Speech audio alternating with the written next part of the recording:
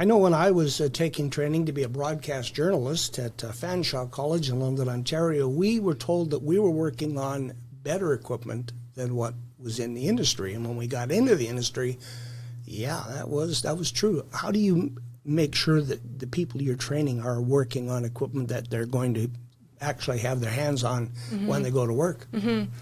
Well, we work with industry to understand what they're using. So you'll see in our welding shop, for example, the welders that we have are the ones that they would be using out when they get into industry. So that's a piece of it.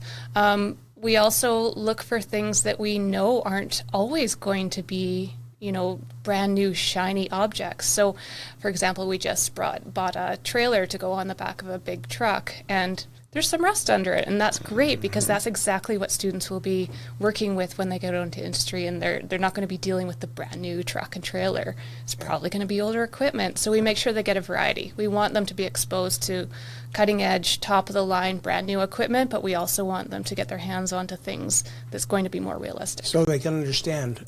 Perhaps, I think one of the instructors that we talked to, he had to go back to the beginning to teach something so they understood where today's technology arrived. I thought that was quite an interesting way of looking at things. How many students churn through the program? And you're a little different because they're not here from September to April. They're coming and going all the time. We offer it gets anywhere from 8 weeks to 9 weeks to 10 weeks, depending on the trade and where you are in your educational training for that. So we have typically every 8 weeks, that 9 weeks, that 10 weeks. So if you kind of space that out into the year, we take in probably close to about 6 or 7 different what we call intakes, and that's where students do come to school with us. How do they apply? You have to actually go through My Trade Secrets, which is run by the Government of Alberta, which is AIT, Apprenticeship Industry Training. And then you can pick your institute from there once you're a sponsored apprentice, and then you can register through that side, and then it comes to us at the Post-Secondary Institute. Okay. Somebody who's listening or watching, I'm not in the industry, I'm not employed. What do I do? How do I get in? How do you have pre-employment? Yeah, so there's a few different options. One is pre-employment for those who aren't currently employed in the field. They can come and take the equivalent of the first year of apprenticeship with us.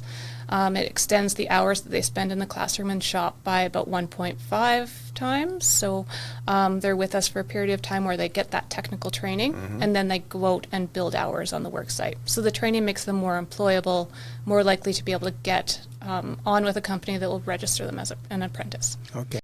You also have ways that students who are in high school can actually, I guess, progress into a trade. How does that work?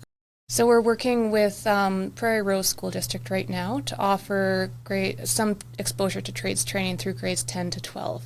So in grade 10, they get an exposure to a broad range of trades, all of our trades plus power engineering. In grade 11, they focus down onto 2 that they're more interested in. And then in grade 12, they have the option of completing pre-employment. Okay, so they can start early. Right. And there's also the RAP program, which is the Registered Apprenticeship Program that they can get involved with in their high school. And what they do is they become a signed-up apprentice, and they can actually start working their hours in high school at their choice of trade, and then they can get credit as well. So when they're graduating from high school, they've already got an hourly base for the apprenticeship program, and then they can move through the apprenticeship program that way.